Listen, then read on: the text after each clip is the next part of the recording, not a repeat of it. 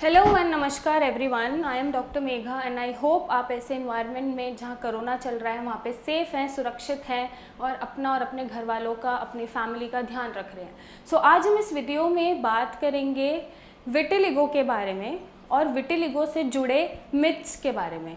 Myths means कि जो मानना है लोगों का या विटिलिगो में जो सुनते आए हैं उसको फॉलो कर रहे हैं, जो कि वो गलत है, आज की साइंटिफिक फैक्ट्स को रिलेट नहीं करते हैं और मैच नहीं होते हैं। तो ऐसे ही हम मिथ्स या थोड़ी सी गलत बातें जानेंगे जो एक्चुअली विटिलिगो के लिए होती नहीं है, बट जो सुनते आए हैं, जो चलता आया है, लोग उसे सुनते हैं और उस पर यकीन कर लेते हैं और उसी मिसअंडरस्टैंडिंग्स पे अपनी बीमारी को सीरियसली ले लेते हैं।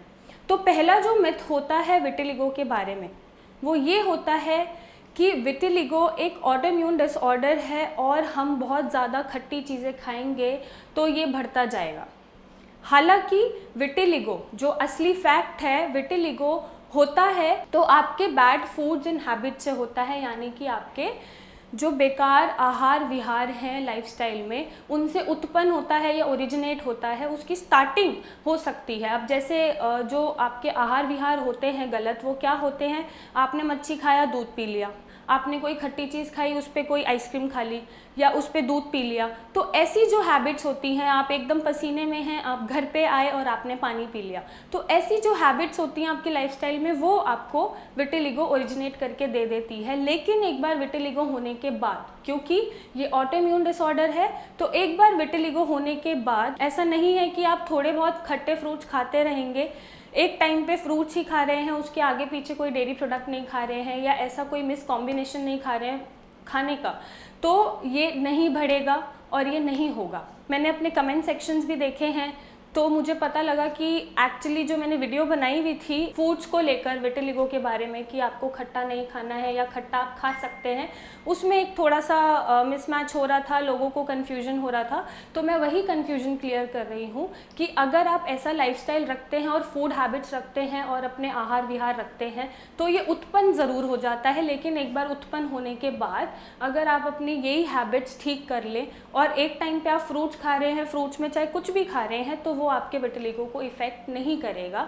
बस आपको ध्यान रखना है कि खट्टी चीज़ों के बाद एकदम डेयरी प्रोडक्ट नहीं लेना है और फिश, चिकन, एग तो आप छोड़ ही दीजिए, क्योंकि एक बार विटिलिगो हो जाता है तो ये चीज़ें हम अवॉइड करने के लिए बोलते हैं। तो ये बहुत बड़ा मिथ है लोगों में, तो आज मैं ये क्लियर कर रही हूँ। और ये जो रिस्ट्रिक्शंस होती हैं खाने में वो वेरी कर जाती हैं ट्रीटमेंट टू ट्रीटमेंट।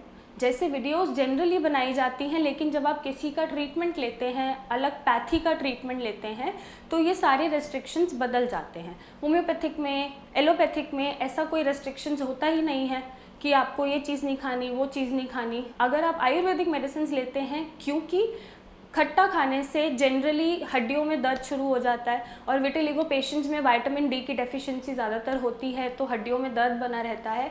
खट्टा खाने से वो चीज़ें उत्पन्न होती हैं, हड्डियों में दर्द शुरू हो जाता है, बढ़ जाता है, तो इसलिए ये चीज़ें खाने से मना करी जाती हैं। और ये जो चीज़ें होती हैं ये डिपेंड करती हैं कि आप कौन सा ट्रीटमेंट ले रहे हैं, और साथ ही में अगर आपको विटामिन डी डेफिशिएंसी है और आपकी हड्डियों में दर्द रहता है या आपको हाइपरथायरॉयडिज्म है, हाइपोथायरॉयडिज्म है, जिसकी वजह से विटिलिगो भी हो रहा है, तो ये चीज़ें हम मना करते हैं खाने से, क्योंकि उससे आपका दर्द बढ़ जाता है। इसलिए पेशेंट्स जनरली सारी चीज़ें फॉलो हर पेशेंट नहीं करता, कहीं ना कहीं वो लापरवाही कर ही देते हैं, तो हम कम्प्लीटली मना कर देते हैं कि आप ये मत ही खाइए। अगर हम पेशेंट को बोलते हैं कि आप ये हफ्ते में 2 बार खा सकते हैं, तो वो अपनी मर्ज़ी से कभी भी रैंडमली खा लेंगे, तो इसलिए हम कम्प्लीटली रेस्ट्रिक्टेड कर देते हैं कि हाँ जी आपको ये चीज़ें नहीं खानी है, क्योंकि विटिलिगो एक ऑटोइम्यून डिसऑर्डर है, कम्प्लीटली डिफरेंट कॉन्सेप्ट है। तो अगर आप इस कॉन्सेप्ट को समझते हैं तो आप और समझना चाहते हैं तो आप बुक्स पढ़िए या आप गूगल पे पढ़ सकते हैं। इससे आपका विटिलिगो नहीं बढ़ता है, आपको बस अपनी फूड हैबिट्स और लाइफस्टाइल हैबिट्स ठीक करनी हैं, उन्हें सुधारना है। नेक्स्ट जो एक मिथ होता है, ये भी बहुत कॉमन मिथ होता है विटिलिगो के बारे में कि कोई भी सफ़ेद दाग हो गया अगर तो वो विटिलिगो है। नहीं, ऐसा नहीं है। विटिलिगो एक कम्प्लीटली ऑटोइम्यून डिसऑर्डर है। कोई भी सफ़ेद दाग किसी भी बीमारी में हो सकता है और विटिलिगो अगर आपको पहले से कोई स्किन कैंसर है, एल्बिनिज्म है, लेप्रोसी रहा है, ट्यूबरक्लोसिस की हिस्ट्री रही है, या आपका हाइपोथायरॉयडिज्म है, हाइपरथायरॉयडिज्म है, बहुत सारे फैक्टर्स होते हैं। या अक्सर मैंने पेशेंट्स में हिस्ट्री में देखा है कि किसी मेजर सर्जरी के बाद उनको साइड इफ़ेक्ट्स ऑफ मेडिसिन से भी ल्यूकोडर्मा डेवलप हो गया या वाइट पैच डेवलप हो गया, तो दैट डजंट मीन कि वो विटिलिगो है। विटिलिगो और भी बीमारियों के अंडर हो सकता है। विटिलिगो सेपरेटली भी बिना किसी बीमारी के भी हो सकता है।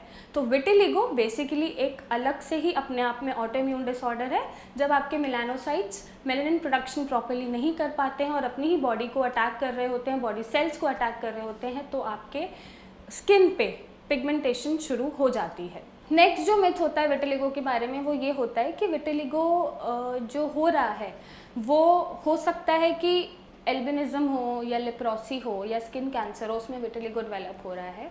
हालांकि ये चीज़ कभी कभार कुछ रेयरली पेशेंट्स में देखी जाती है कि अगर आपको कोई और डिसऑर्डर है तो विटिलिगो भी डेवलप हो रहा है, लेकिन विटिलिगो एक सेपरेटली अलग डिसीज़ है, ऑटोइम्यून डिसऑर्डर है। ये किसी के साथ हो रहा है तो उसका डायग्नोसिस अलग हो जाता है। सपोज किसी पेशेंट को स्किन कैंसर है या लेप्रोसी है या एल्बिनिज्म है, that is a complete different disease, और विटिलिगो एक कंप्लीट डिफरेंट डिसीज़ है।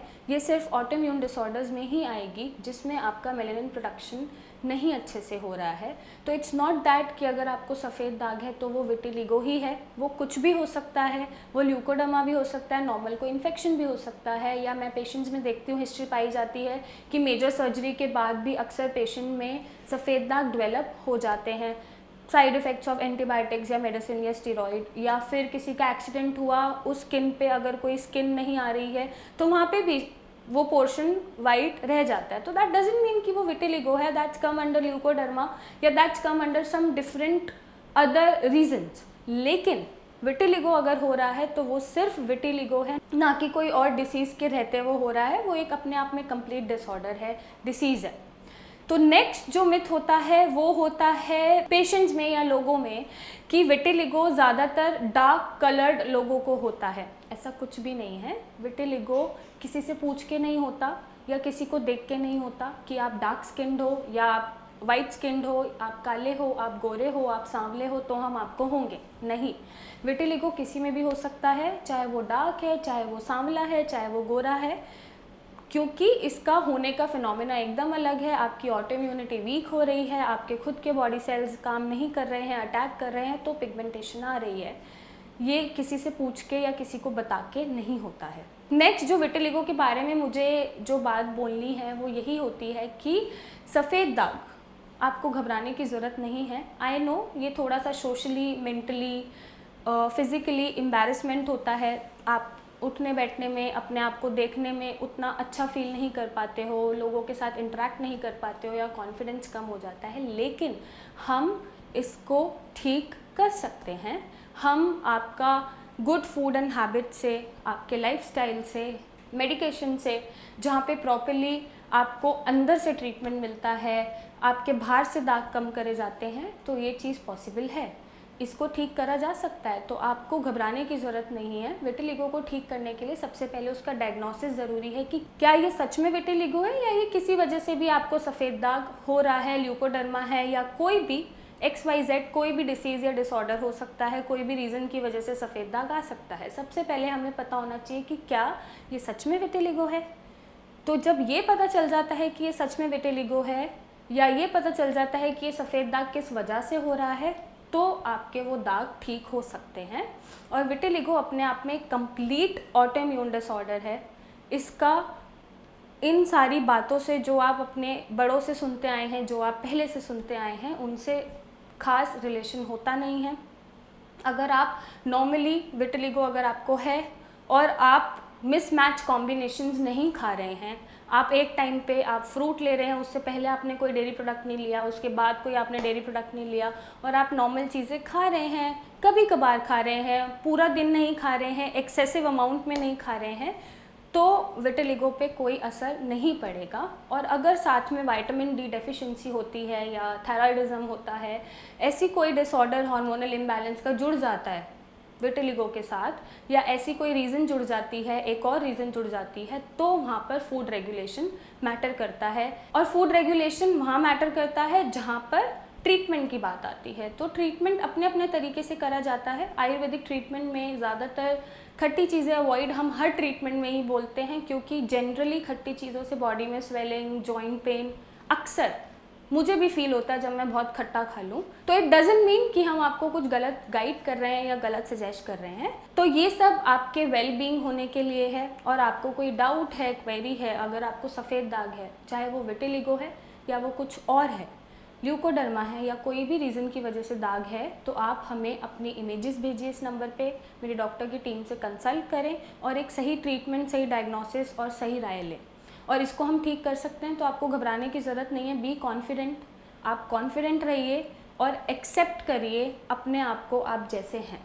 तो आई नो जब आप एक्सेप्ट कर लेते हैं जैसे अपने आप को आप हैं, तो आपको किसी चीज़ से कोई फ़र्क नहीं पड़ेगा और आपका ट्रीटमेंट पॉजिटिवली चलता है और आप ठीक भी होते हैं जब आपके अंदर एक पॉजिटिविटी होती है खुद को लेके। So take care. हमें आप फ़ोटोज़ भेजिए, हमें आप कॉल करिए और अपने सफ़ेद दाग को ठीक करिए।